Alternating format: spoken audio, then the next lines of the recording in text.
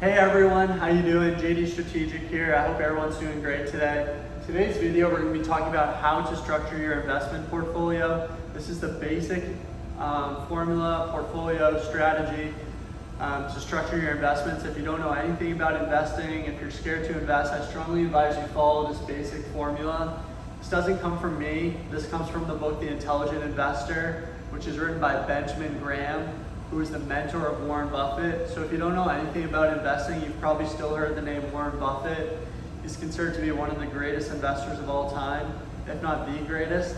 And he does it by keeping it simple. He'll tell you this: you don't need to be an expert to beat the experts in this, which is why it's so fascinating.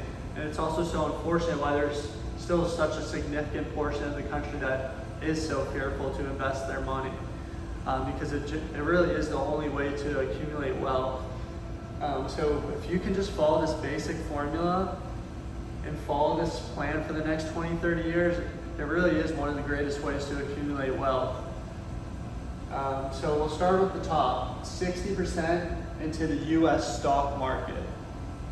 This doesn't mean picking and choosing stocks, day trading. This means 60% of your the money that you desire to invest goes into an index fund holding the US stock market. So this could be a total index fund tracking the total stock market of the US companies, or what I would suggest would be the S&P 500, which tracks the 500 largest US companies. This gives me, I feel, the greatest exposure to the US by tracking the 500 greatest companies. It's been proven their returns. They have consistent dividends, so that would be my suggestion, the S&P 500. If you're totally scared to invest, you don't know where to start, the US stock market is the best place to start, and that means investing into an index fund. So this gives you low expense fees over time.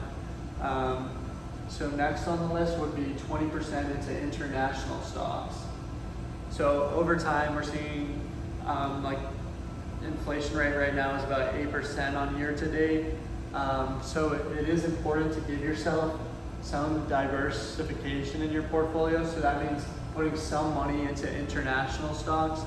And then, like I said, they have index funds for this too. So they have index funds that track all the international companies. So you don't need to pick and choose random companies in different countries. You can just put it into an index fund that tracks the international stock market. And you can do this through any brokerage account. You can do this through your Robinhood account. It's easy. All you need is a phone and you can sign up to that. You don't need all these crazy down payments. You don't need to give them $2,000 up front. You can invest with $1 and you can start right now. So lastly would be the 20% into US bonds. So in investing, there's equities and there's fixed income. In the fixed income world, you have bonds. In the equities world, you have stocks. And usually what they say is to have the amount invested in equities based off your age and the amount in bonds based off your age. So I'm 23.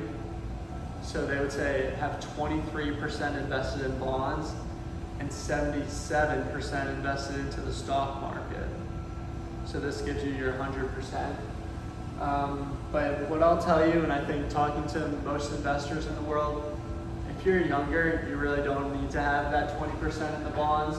You could probably just load up and go 80% US stocks and then 20% international stocks to just give yourself some diversification. But bonds are seen as less risky and they don't give you the greatest returns over time.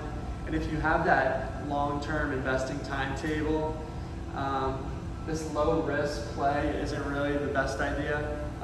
We can invest in riskier investments like the stock market because it gives us the greatest returns over time and we're not so concerned about the short term. So overall, this really is the most basic investing formula: 60% US stocks, 20% international stocks, and 20% US bonds.